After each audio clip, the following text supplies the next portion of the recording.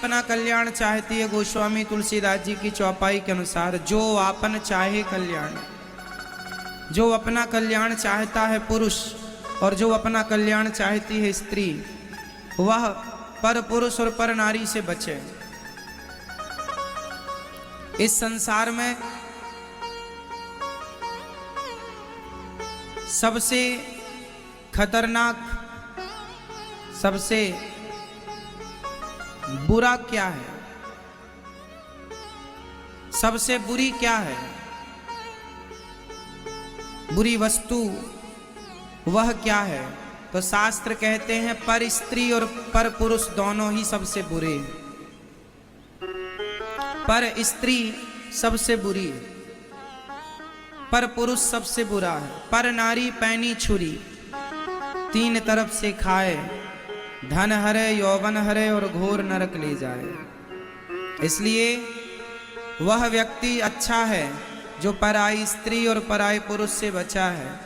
इसलिए आपको भी इस बात का ध्यान रखना चाहिए कि हम किसी पराई स्त्री के चक्कर में बिल्कुल ना पड़ें, किसी पराई पुरुष के चक्कर में ना उलझें, क्योंकि जीवन भर आदमी नाम इज्जत कमाता है और एक जरा सी गलती में वो नाम इज्जत मिट्टी में मिल जाता है। इसलिए स्वाभिमानी जीवन क्या है? स्वाभिमान से जीना है और स्वाभिमान से मरना है। स्वाभिमानी बनो। मर जाना अच्छा है पर अपने चरित्र पर, अन्य गलतियां तो देखो माफ हैं। हमसे कोई गलती हो जाए, कहने में त्रुटि हो जाए, हमने कुछ कहने में त्रुटि कर दी तो वो गलती माफ है, आप माफ कर देंगे, परंतु चरित्र की गलती किसी की माफ नहीं होती। इसलिए आप सबको अपना चरित्र मजबूत रखना चाहिए।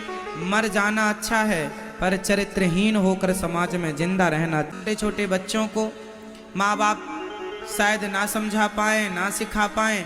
आजकल लड़की लड़के स्कूल कॉलेज के बहाने ये माँ बाप से दूर हो जाते हैं, अपना अलग रहते हैं, अलग पढ़ते हैं और वहाँ इन्हें किसी से प्यार हो जाता है, प्यार होता है और ये दुष्कर्म कर लेते हैं और अंत में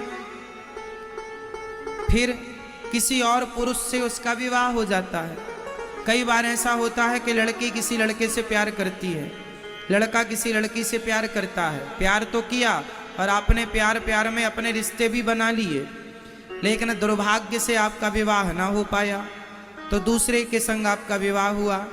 फिर वो स्त्री जो ऑलरेडी किसी पुरुष के संग रह चुकी है, अब वो अपने पति के संग रहेगी तो क्या उसे समाज, चलो समाज की छोड़ दो, कोई नहीं देखा, कोई नहीं जानता, फिर भी भगवान तो जान रहे हैं।